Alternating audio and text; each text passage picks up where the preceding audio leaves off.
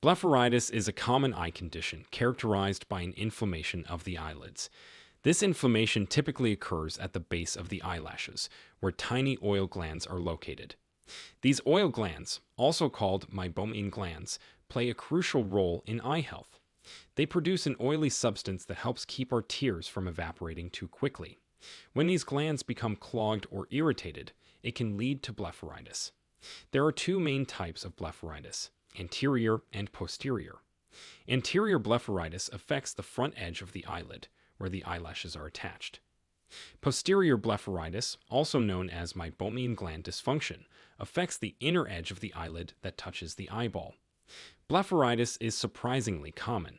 It's one of the most frequent eye conditions that eye doctors encounter.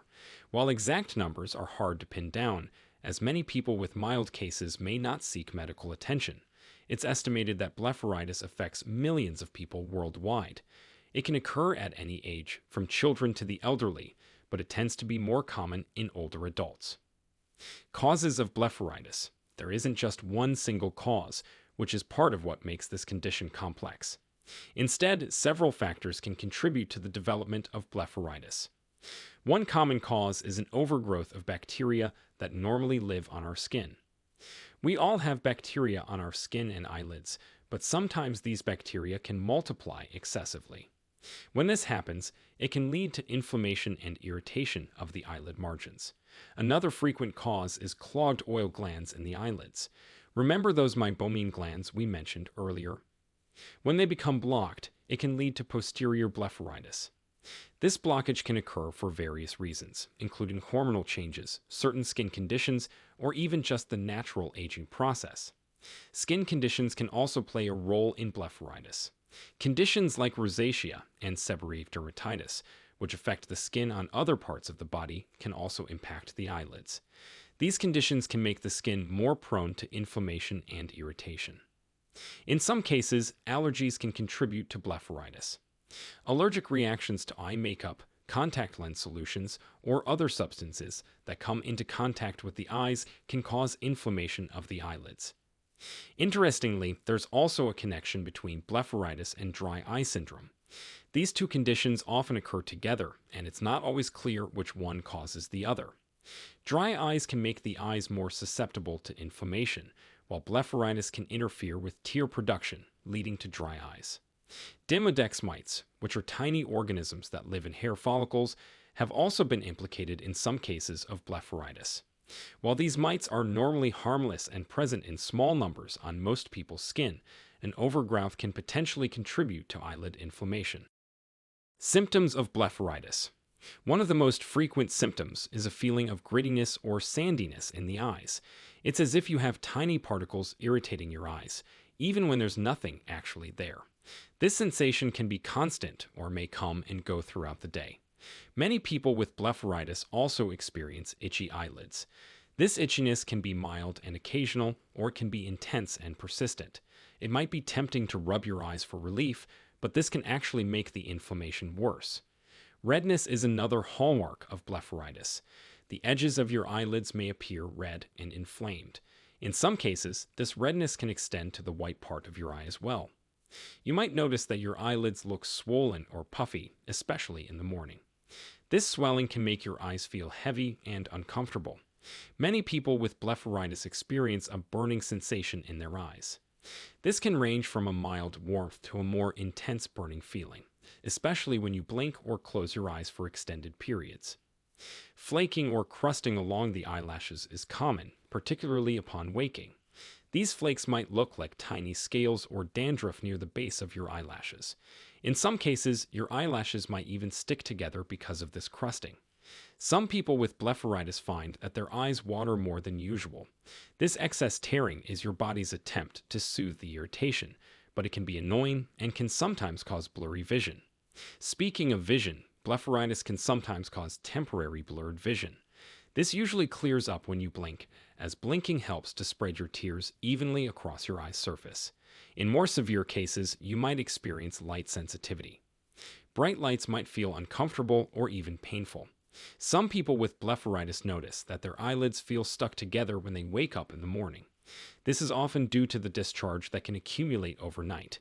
It's important to note that while these symptoms can be uncomfortable and annoying, blepharitis itself doesn't typically cause permanent damage to your eyesight.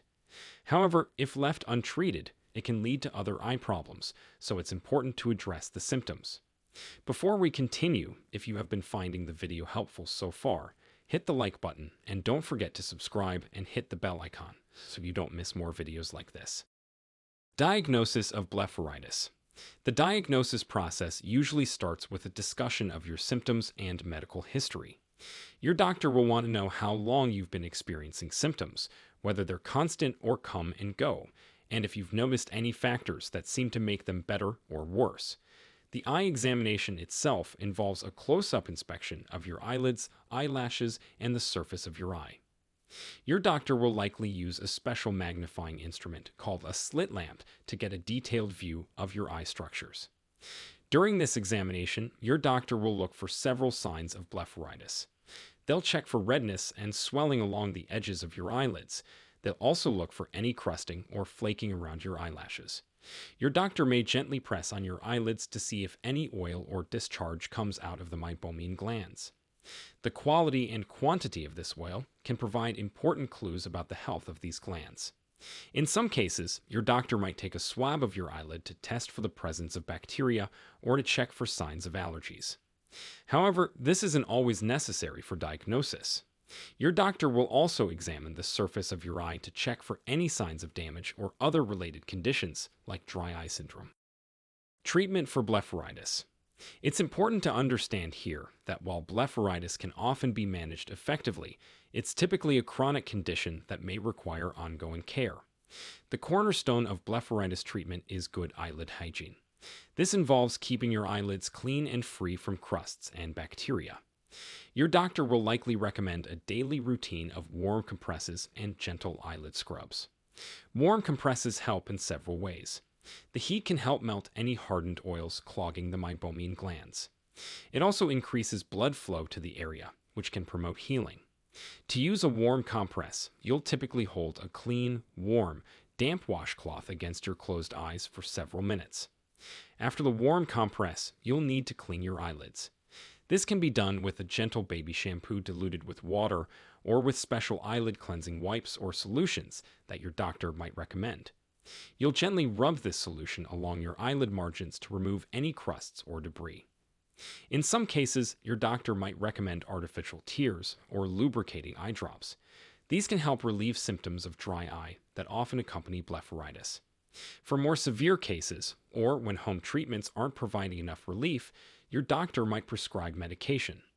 This could include antibiotic eye drops or ointments to control bacterial overgrowth. In some cases, oral antibiotics might be necessary. If inflammation is a significant problem, your doctor might prescribe steroid eye drops for short-term use. These can help reduce inflammation quickly, but they're typically only used for brief periods due to potential side effects with long-term use. For cases related to skin conditions like rosacea, your doctor might prescribe oral medications that help manage these underlying conditions. In recent years, there's been growing interest in the use of tea tree oil for managing blepharitis, particularly cases related to Demodex mites. Tea tree oil has natural anti-inflammatory and anti-parasitic properties.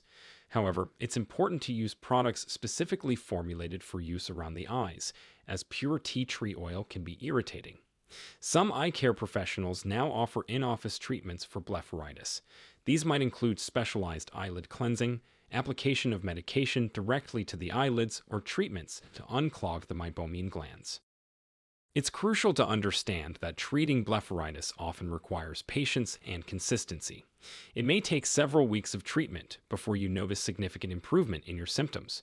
Even after symptoms improve, you'll likely need to continue with good eyelid hygiene practices to prevent flare-ups. In addition to medical treatments, there are lifestyle changes that can help manage blepharitis. If you wear eye makeup, your doctor might recommend taking a break from it during treatment. When you do wear makeup, make sure to remove it thoroughly every night. If you wear contact lenses, you might need to switch to glasses temporarily while your blepharitis is active. Once your symptoms are under control, make sure to clean your lenses meticulously and replace them as recommended. Diet may also play a role in managing blepharitis. Some studies suggest that increasing your intake of omega-3 fatty acids found in fish oil and flaxseed oil might help improve symptoms. However, more research is needed in this area. Now, we want to hear from you. Do you or someone you know have blepharitis? What symptoms did you have at first? Share with us your experiences and opinions in the comments below. We'd love to hear them.